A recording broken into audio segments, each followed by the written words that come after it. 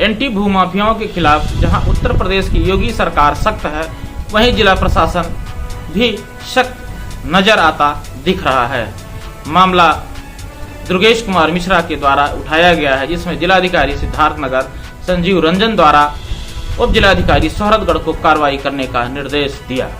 उन्होंने कहा कि भूमाफिया लोग जमीन को कब्जा करके उसमें रोपाई का कार्य कर रहे हैं, लेकिन शिकायत के बावजूद लेखपाल के द्वारा जो रिपोर्ट दिया जाता है वह बिल्कुल प्रशासन जिस हिसाब से कार्रवाई करना चाहता है वह बिल्कुल प्रशासन को गुमराह करने वाला रिपोर्ट दिख रहा है। जबकि मौके पर धान की रोपाई करते हुए भूमाफिया, ऐसा आरोप दुर्गेश कुमार मिश्रा ने लगाया है और जिलाधिकारी के निर्देशन में कहा गया है कि अगर इस तरीके के मामले हैं तो त्वरित कार्रवाई कर उनके खिलाफ भूमाफिया के तहत जो भी कार्रवाई बनता है उसमें किया जाए।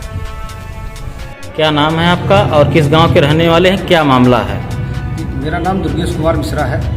मैं ग्राम पंचायत पलिया टेकघर के टोला पलिया निधि का निवासी हूँ और हमारे गांव पलिया टेकघर में सूर्य प्रकाश मिश्रा व उनके पुत्र पंकज कुमार मिश्रा के द्वारा सरकार की ज़मीन भूर गड्ढा घाटा संख्या 105 में अवैध तरीके से न्यायालय तहसीलदार के बेदखली आदेश 2022 में होने के बावजूद उनके द्वारा जुताई बुआई किया जा रहा है, जिसकी शिकायत हमने जिलाधिकारी महोदय को 24 अप्रैल में किया।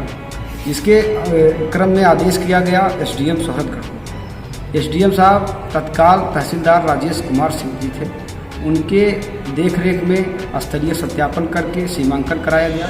सीमांकन कराकर खाद गड्ढे की जमीन पर निशान लगा करके विपक्षियों को जोतने व बोने से मना कर दिया गया। उसके 2-3 दिन के बाद में ही विपक्षी पंकज कुमार मिश्रा व सूर्य प्रकाश मिश्रा के द्वारा अपने निजी ट्रैक्टर से जुताई कर लिया गया, जिसकी शिकायत पुनः मेरे द्वारा जिलाधिकारी महोदय को किया गया लिखित। फिर जिलाधिकारी महोदय ने एंटी भूमाफिया की कार्रवाई के लिए तहसीलदार को आदेशित किया, जिसके बाद फिर लेखपाल कानून वो मिलकर के रिपोर्ट लगाते हैं कि उनके विपक्षी अतिक्रमणकारियों के द्वारा ये कहा गया है कि गलती से ड्राइवर ने खेत जोतते समय उसकी जुताई कर दी और धान की रोपाई नहीं करी। उसके बाद में फिर कुछ दिन के बाद उन्होंने धान की रोपाई भी ज़मीन में कर लिया, मना करने के बाद में। फिर मैं आज पुनः डीएम साहब से मिला हूँ और सारी बात को उनके सामने रखा हूँ और डीएम साहब ने आश्वासन भी दिया है कि आपकी बात को नज़र रखते हुए मुकदमा करेंगे।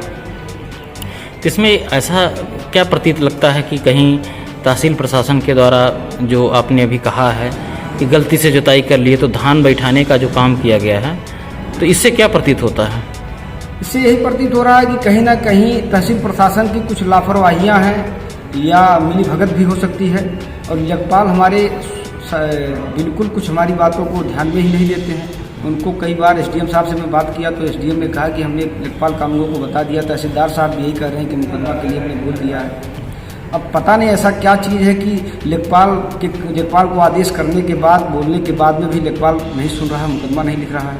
ये तहसील सोहरतगढ़ की कहानी है। कौन से लेखपाल हैं वहाँ? लेखपाल रामकिशोर पांडे हैं और राजस्व निरीक्षक हमारे अवधेश सिंह हैं।